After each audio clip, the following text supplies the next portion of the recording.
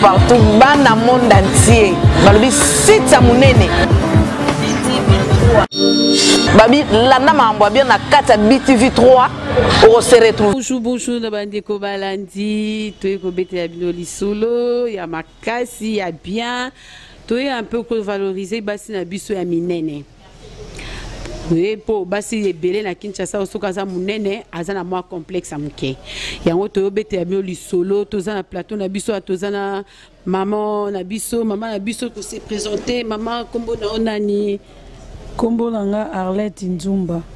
Arlette Nzumba to yambio lisusu bienvenue maman na lingi na tuna ona noa nanzela de fois auto lekana auto kende et ça konde nini soko moni peut-être nous a munene be basi bat bazotala ona nzela bazo balusa nini elongi et ça kona ndenge ni expliquer biso non un peu et ça langelo te koza munene ezate ke oza mabe ou bien oza so ndenge nini kozala munene ezali kozala lokola mwasi nyonso azalaka na nzela na kotambola normal so otalinga mpo naza munene mpo basi ya minene fo bazala ya mikie mpe fo bazala.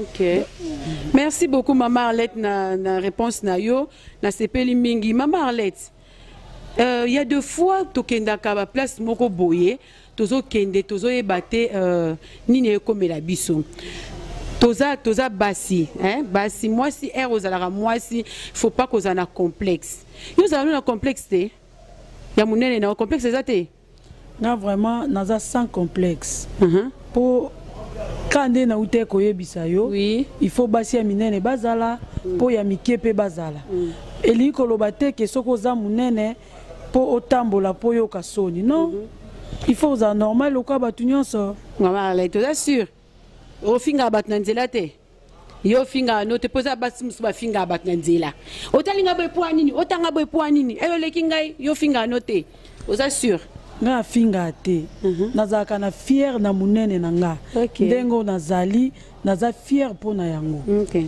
maman Arlette c'est bien la réponse non maman Arlette nengena tu na yo lisusu aweza ngo normal hein to betara nyonso tuzana na on est à l'aise.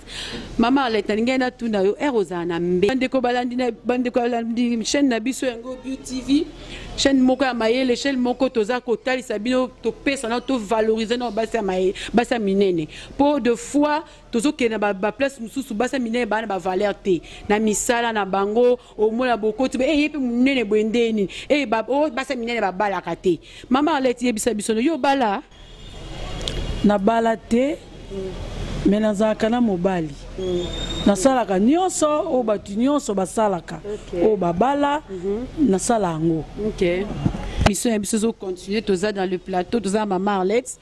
Maman Arlette babi fungwa maman Arlette yebisa biso nanu maman Arlette et ça ka bi ndenge nini soki mobali azo finga moi sa munene aza salite yo ka na ndeni po balo baba sa munene baza salite baza propreté yo yebisa biso yo komela ko ndeni oza na ndenge nini développer na biso likambo za ka na ndeni yo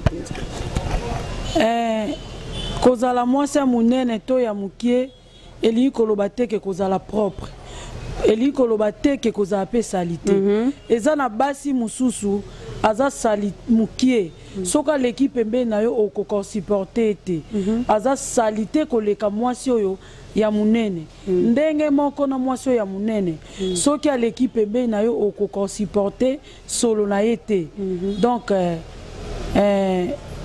mwasi ya munene mwasi ya mukie ya propre bazali ya salite pe bazali. OK mais ya propre bazali yo pour la autre ça va de yo ça propre mais na monnaie déjà ça va maman vraiment naza propre papa pe kuna lo ba ko za propre oui le manio surtout ndeka moi to linga kaza za pe za propre kuna oui ndenge moi signon ça za. OK merci beaucoup maman Arlette tokendaka toke molo to kende malimbi maman Arlette yebisa biso nanu différence ni eza entre mwasi ya muke na mwasi ya munene yebisa de bete biso no lisolo ngeza kana ndenge nini bete biso lisolo maman Arlette différence ya mwasi ya muke to mwasi ya munene pour ngai namoni différence exacte différence exacte kaka par rapport ya moto ayebi ko sukola nzoto te nde différence exacte oza suke basa mike balumbaso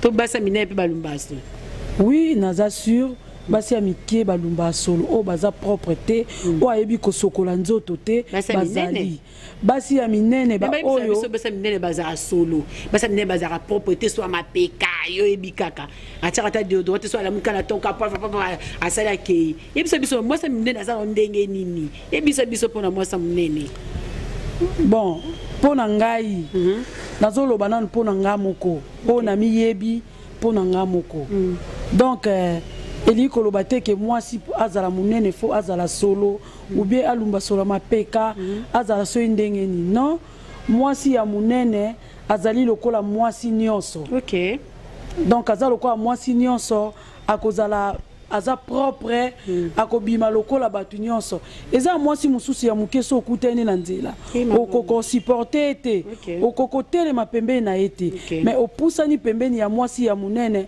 donc na yo moko o comprendre te eza na batu mususu aza mukie mobali akokete même na mbetu aokima ye po solo eleki.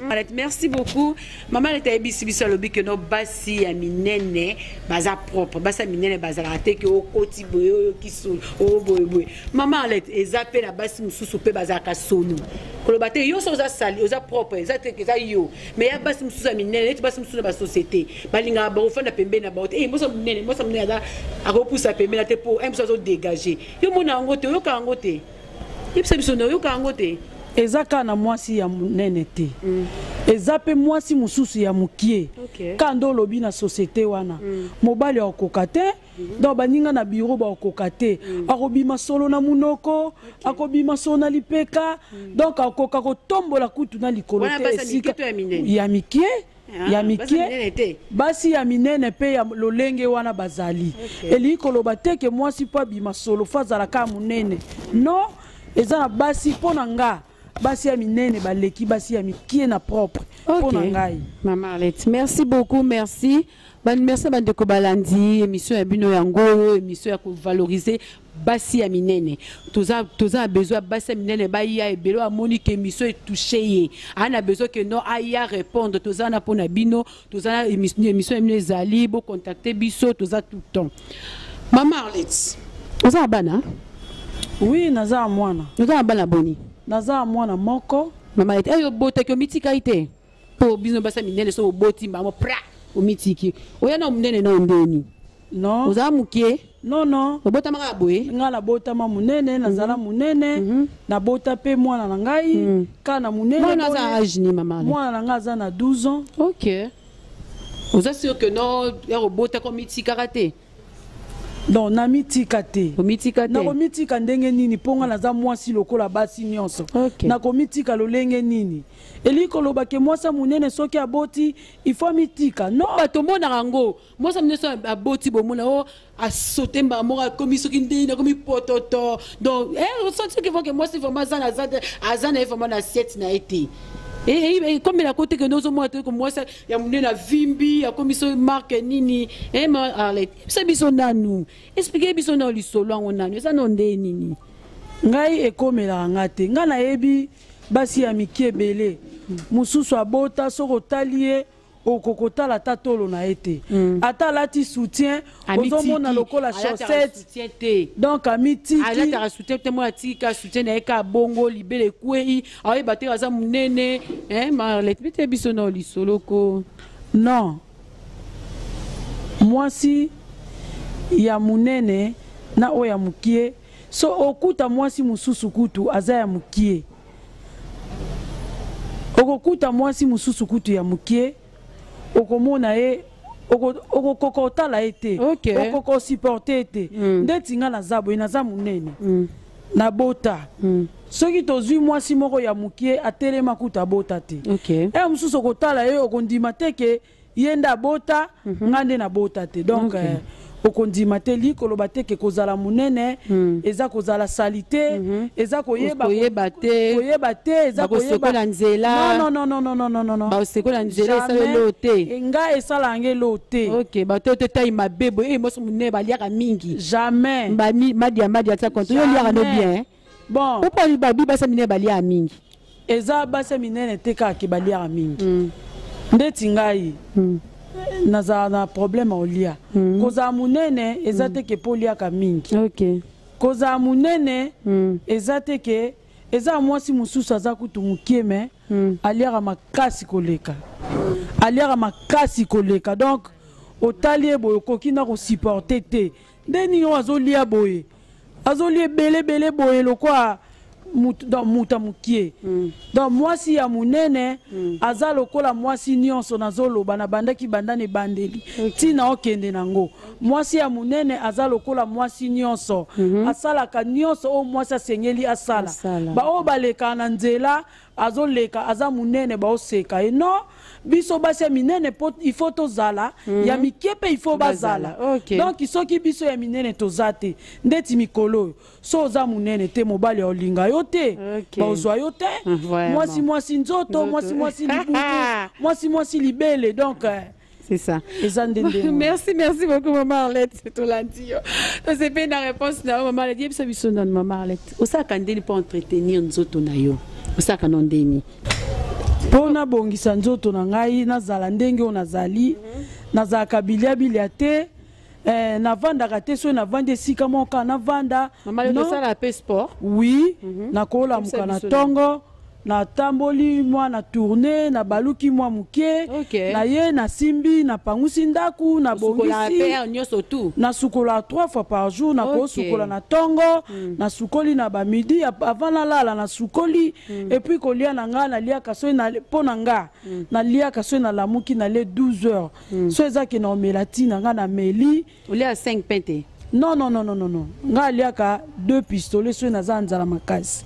So na nzala te na kolia pe moko na ndambo. Merci. Na pourquoi kolia na nga suka na suka à 17h. So ekomi ba 20h 21h na lia alisute. Pona komi batela naza na ba pema te na koka kotambola te na koma na complexe lokola bazolo ba basi ya minene bakoka kate. Donc yango nde na sala kapo nazala ndenge na zabu. OK, merci maman Arlette, merci Ndengo répondre à l'invitation na biso. To sepeli vraiment makasi, merci na bandeko la biso bo s'abonner ming na beauty sous na ba balanda biso ba fanatique na biso bazana pona biso chaque ba ma copine de longue date Didile Tayonde Babionde Makambu. Merci beaucoup Nabandeko Walandi o balandara biso lisusu ba poto ba monde entier na pesi no mbote belé ba Niclette Lisingo ba camarade na ba longue date ba bonjour ba mbote belé. Merci beaucoup émission comme na suka merci na balanda ki biso bisous bye.